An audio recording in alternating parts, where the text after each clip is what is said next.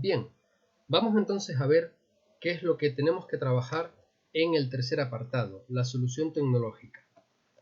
Realmente ese nombre no va a ser el que le asignemos a este apartado, sino que esto es más bien un conjunto de apartados según vayamos viendo cómo estructurarlo. No todos los proyectos van a tener exactamente la misma estructura, pero sí es verdad que todos van a tener una solución tecnológica, que es lo que vamos a incluir aquí dentro.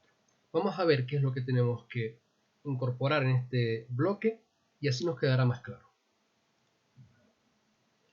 La solución tecnológica es el bloque de información en el que vamos a describir cuál es ese producto o ese servicio que se va a prestar una vez hayamos redactado el proyecto.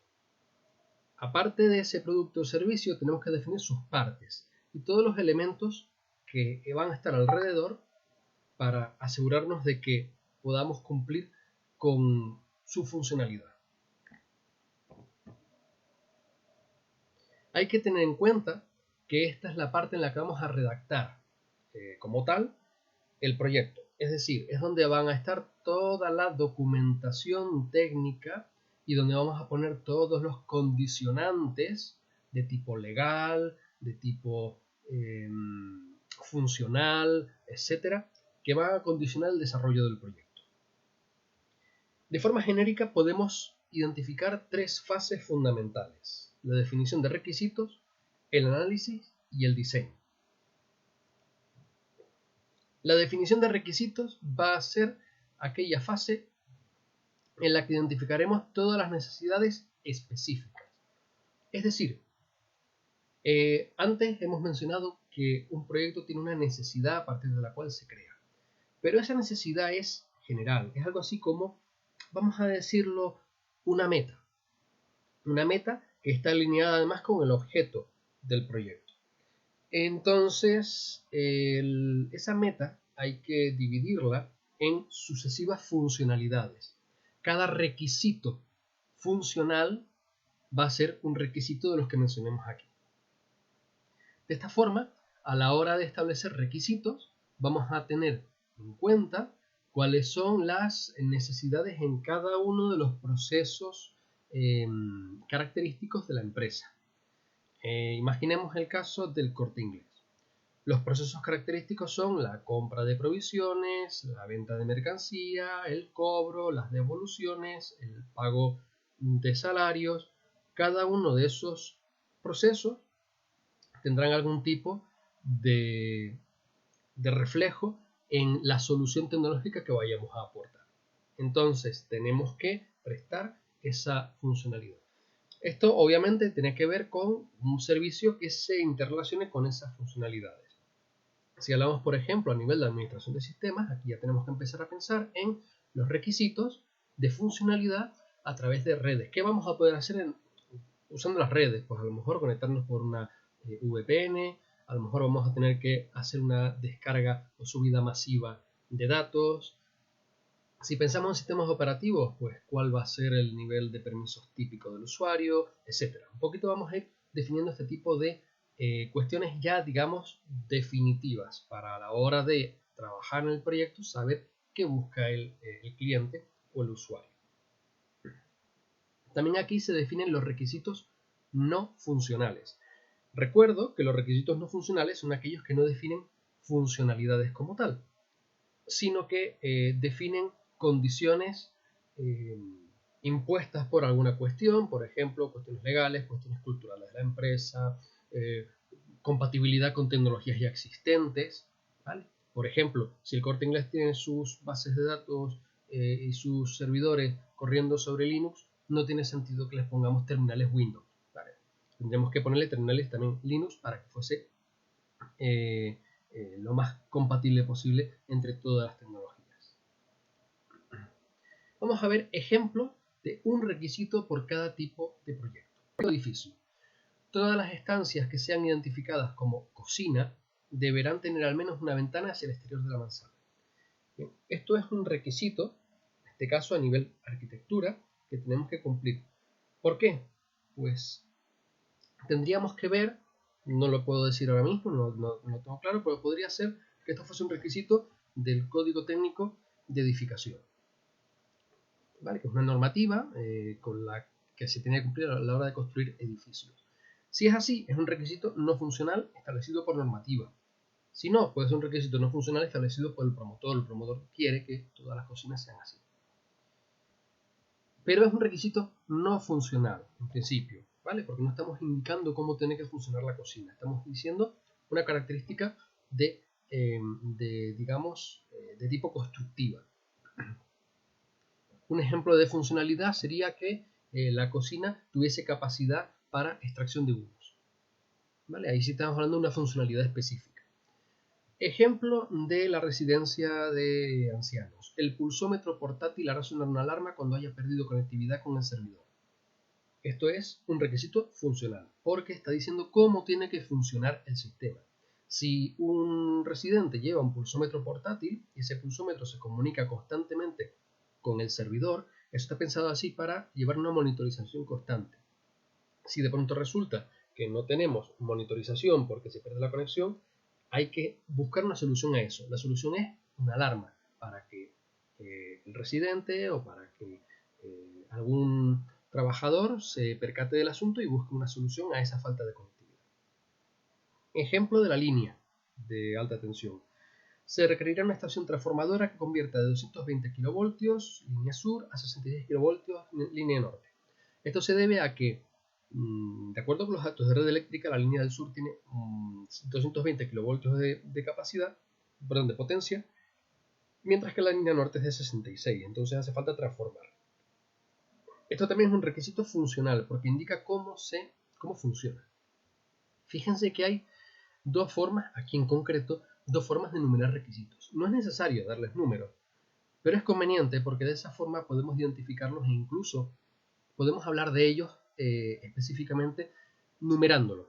Más adelante hablamos de el requisito 34 es importante porque lo que sea. Entonces ahí podemos identificarlo, darle una identificación para referirnos a ellos posteriormente sin mencionar todo el requisito continuo.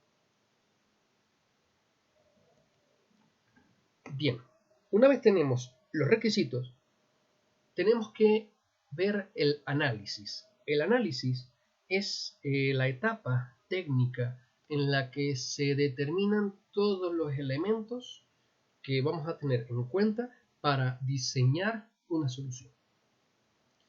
Por ejemplo, una de las cosas que hace es describir las alternativas disponibles, sus ventajas y sus desventajas, y si se hace una elección, que debemos hacerla lógicamente, determinar la elección final y cuál es el método para haberlo elegido. Esto es importante. Normalmente no hay una sola alternativa, hay varias. Y esas varias alternativas van a tener sus ventajas y sus inconvenientes. Si, por ejemplo, lo que podemos hacer es incorporar a todos los empleados del Corte Inglés una PDA con la que facturar sin tener que estar en caja, imagínense una PDA con lector de código de barras y que podamos atender al cliente en el stand donde está la ropa, donde están los libros, etc. Entonces hay varias alternativas de aparatos, hay varias alternativas de conectividad, ¿vale? Y cada uno tiene sus ventajas y sus desventajas. Por ejemplo, podríamos hacer que los aparatos se conectaran por Wi-Fi o que se conectaran por Bluetooth. Entonces cada una de estas tiene unas consideraciones y tenemos que decantarnos por una, y esa elección tiene que estar justificada, siempre tiene que estar justificada. Por otra parte, tenemos que describir todos los elementos que deben formar parte de la solución, es decir, tenemos que mencionar no cómo vamos a implementarlos, pero sí cuáles son los elementos involucrados en esa solución.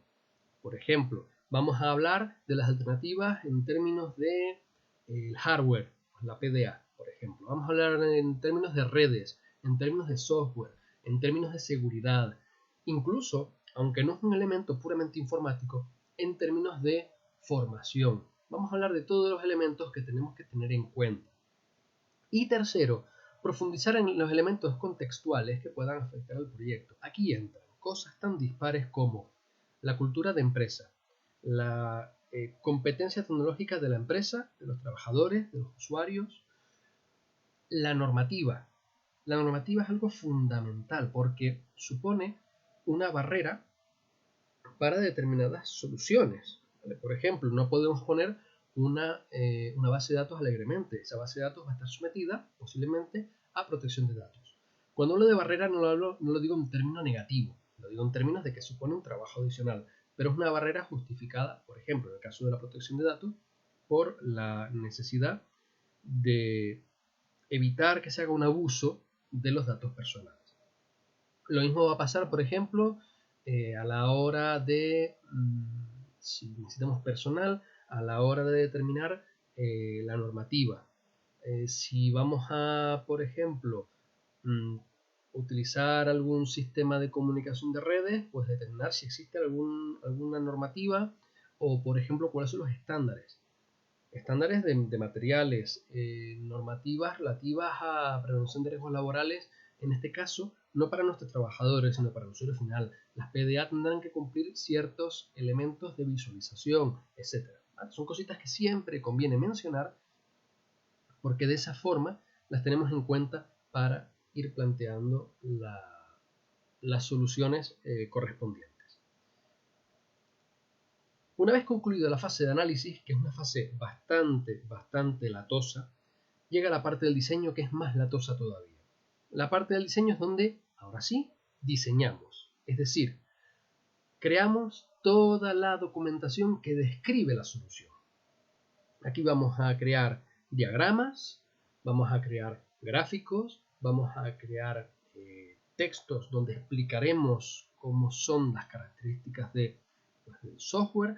Podemos incluso, aunque nosotros no somos desarrolladores, podríamos hacer una interfaz que hable de cómo va a ser la imagen gráfica de un programa en el caso de que vayamos a pedir el desarrollo de un programa.